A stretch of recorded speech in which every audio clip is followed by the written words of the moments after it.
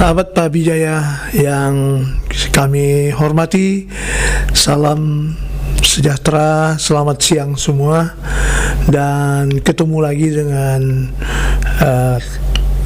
Pak Bijaya dalam bincang-bincang Pak Bijaya. Dalam hal ini kita siang hari ini akan berbincang tentang masalah-masalah pelayanan bedah yang tentu merupakan suatu hal yang berkaitan erat dengan masalah infeksi. Nah, sahabat Pak Bijaya, pada dasarnya berbicara tentang infeksi, pencegahan dan pengendalian infeksi, kita akan berbicara tentang bagaimana hal tersebut dilaksanakan di kamar bedah. Kemudian juga kita akan membicarakan masalah tim yang melakukan operasi atau bedah. Demikian juga dengan hal-hal yang perlu diperhatikan terhadap pasien bedah. Jadi pada kesempatan ini kita akan kedatangan seorang narasumber yang cukup dikenal di bidang infeksi, pencegahan dan pengendalian infeksi. Beliau adalah konsultan di bidang PPI, demikian juga konsultan patient safety, kemudian juga beliau adalah konsultan trauma, seorang ahli bedah senior, yaitu Dr. Manulang, SH Manulang, spesialis bedah FICS Finax. Selamat siang, Dr. Manulang. Selamat siang, Dr. Henry. Dr. Henry sahabat saya nih sejak kedokteran umum dulu sampai spesialis bedah juga tetap sahabat, dan sampai spesialis bedah. Selamat siang. Selamat siang. Terima kasih, Dr. Manulang sudah bersedia hadir di sini. Dr. Manulang ini juga merupakan sekretaris umum dari Pak Bijaya. Di samping yang saya sebutkan tadi,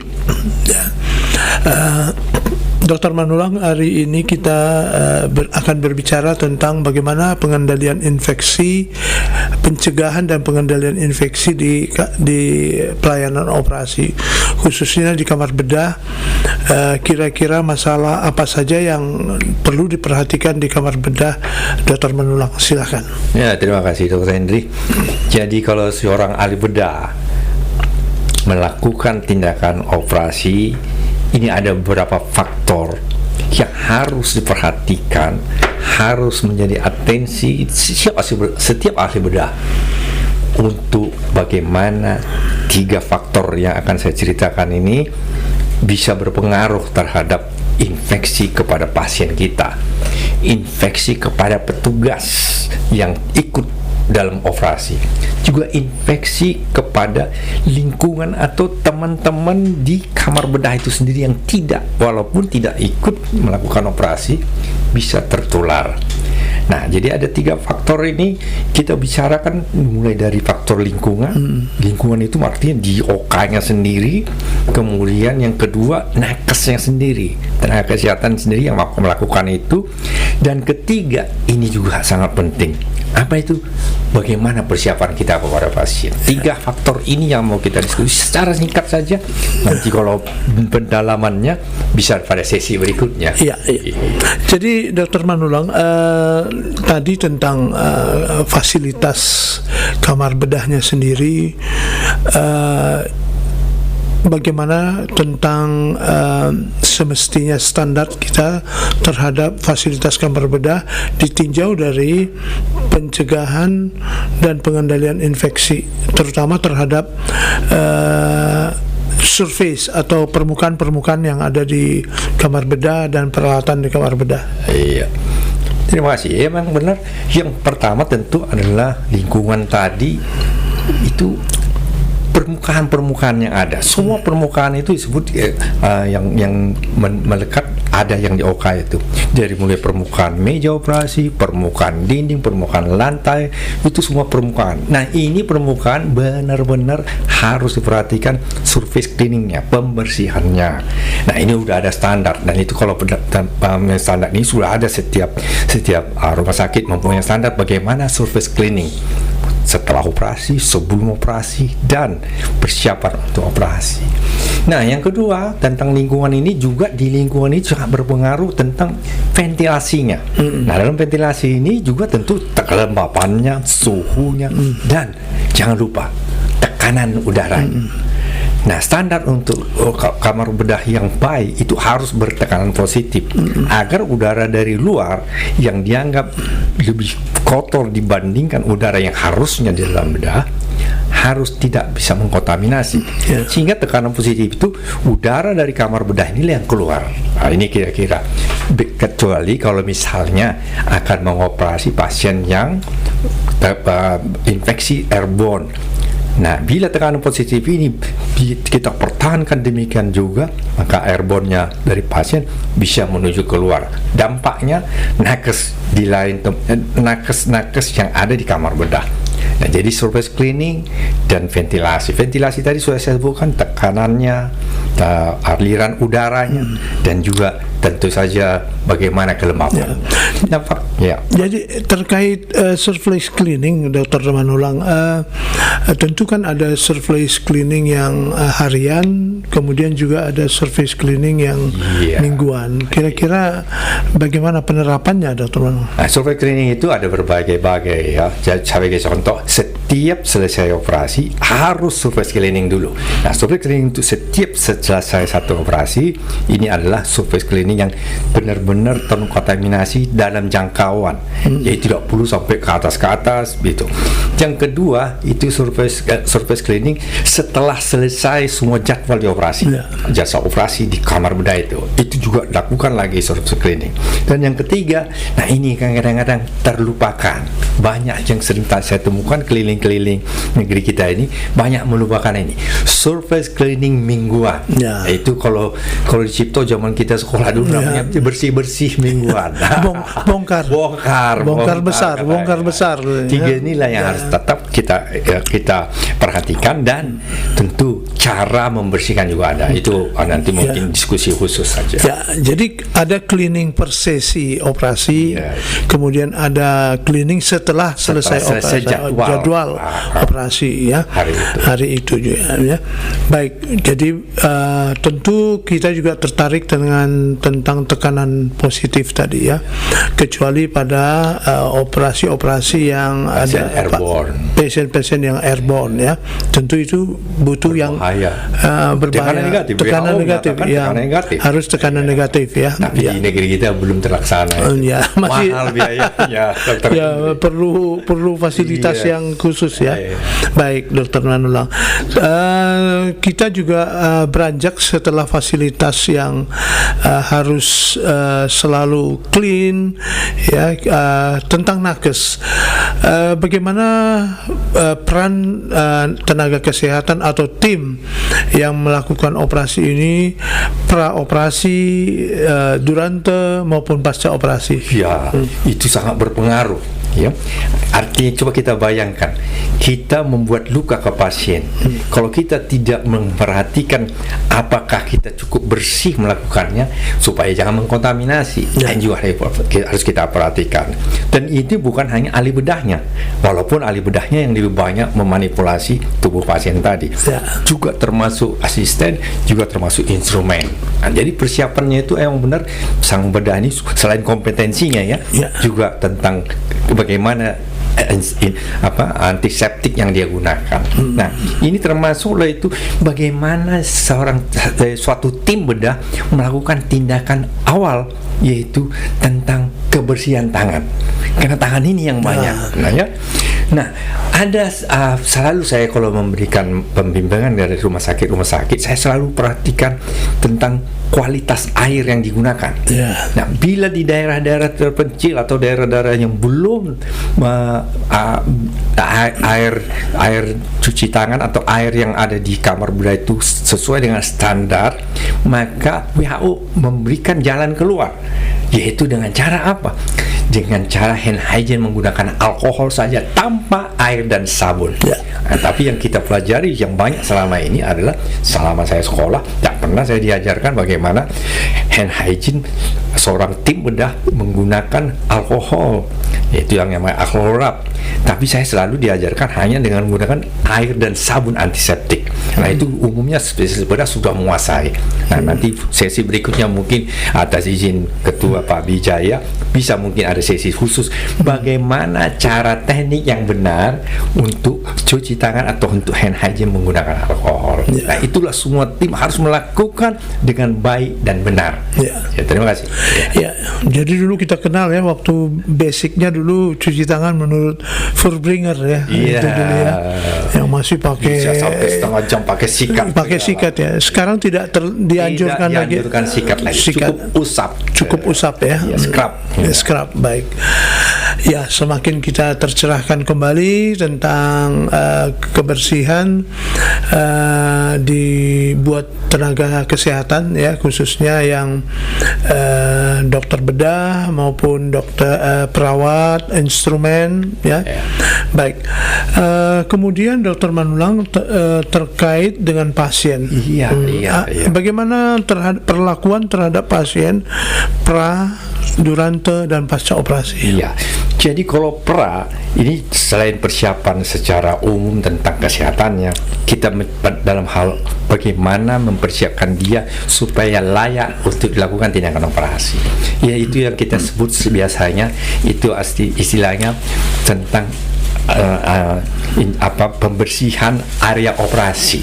Nah, di negeri kita yang saya kunjungi umumnya menggunakan povidone.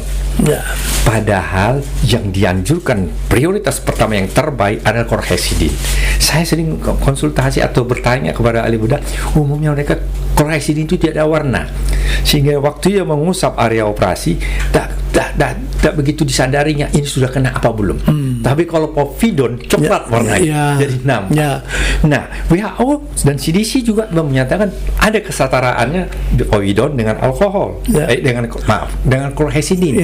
Syaratnya kalau untuk povidone harus 3 momen yang kita lakukan.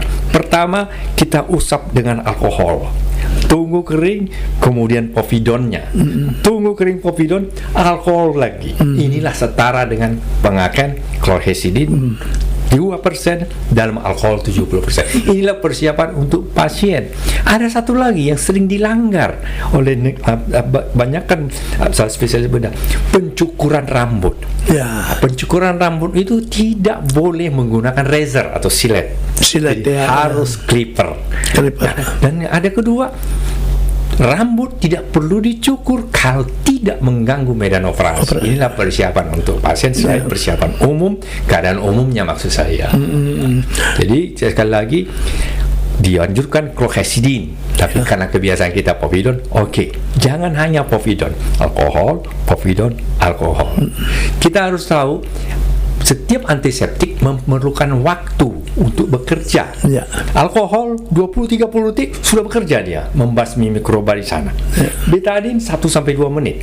Tapi kalau chlorhexidine memerlukan waktu yang lebih lama, 2-6 menit. Itu kira-kira untuk persiapan pasien.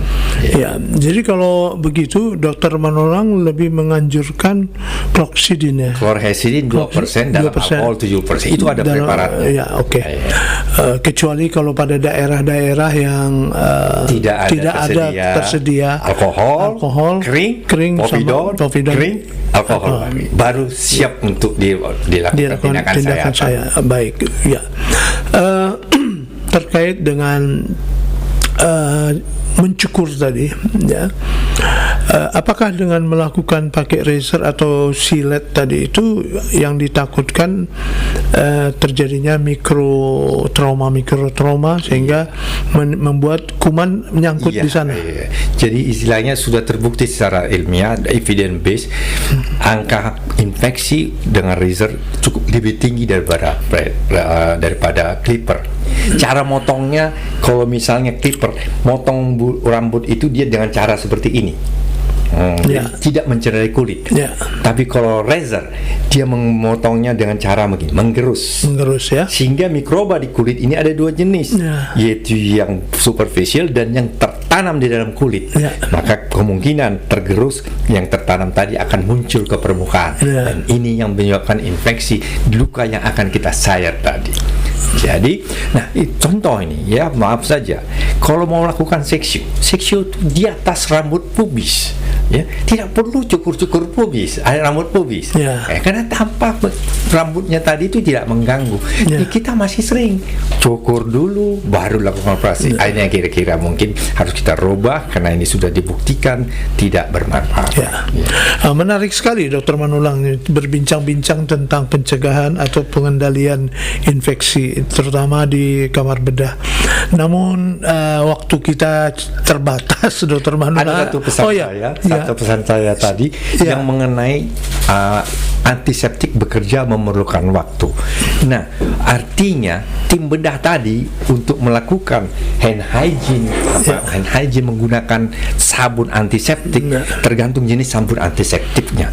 Kalau sabun antiseptik yang umum digunakan adalah chlorhexidine 4% dalam alkohol 70%. Waktu untuk antiseptik bekerja sudah dibuktikan 2-6 menit. Nah, saya ambil kesimpulan, yaudahlah, supaya benar kita ambil saja 5 menit. Siapa yang menentukan 5 menit ini? Kita harus siapkan timer. Nah, yang saya anjurkan timernya adalah jam yang paling sederhana, jam pasir. Jam pasir yang 5 menit, tinggal setiap tim bedah melakukan hand hygiene dibalik saja. Sebelum pasirnya habis, dia tidak boleh berhenti melakukan usap sabun antiseptiknya di seluruh permukaan tangan dan lengannya. Kira-kira seperti itu. Baru terbukti chlorhexidine sudah bekerja sebagai antiseptik untuk mengeliminasi mikroba superficial yang ada di kulit. Mungkin itu tambahan saya terakhir. Terima kasih Dr. Manulang. Menarik sekali. Ini ada glass hour yang ini kalau nggak salah ya zaman dulu punya ya. Iya. Boleh saja kalau ada yang elektrik, timer yang elektrik. Timer kalau saya murah meriah baik. Tinggal dibalik saja selesai. Ya, terima kasih Dr. Manulang. Jadi sahabat Pabijaya sekalian, demikianlah topik kita hari ini tentang pelayanan bedah dengan kekhususan kita terhadap pencegahan infeksi dan pengendalian infeksi dengan narasumber kita tadi Dr. Manulang. Jadi penting diperhatikan tentang fasilitas kamar bedah, yaitu pembersihan atau cleaning ya secara serial ya semua permukaan yang ada di kamar bedah ya secara sesi, kemudian secara harian ya, dan juga mingguan ya, yang kita sebut dulunya itu bongkar ya. Ya, jadi gitu. Nah, yang kedua terkait pasien tenaga nakes ya, tenaga yang melaksanakannya harus memperhatikan bagaimana cuci tangan tadi ya, kemudian juga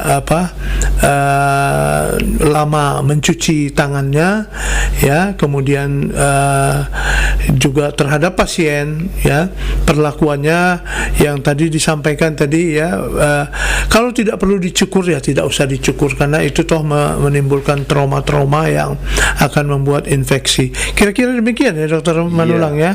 Jadi terima kasih Dr. Manulang ya atas ininya ya. Demikian sahabat Pabijaya, kita sudah mendengarkan dari salah seorang pakar pengendalian dan pencegahan infeksi, Dr. S.H. Manulang, SPB Finax. Terima kasih. Sampai bertemu sesi berikutnya, saya lebih mendetail lagi tentang poin-poin tadi. Ya, terima kasih.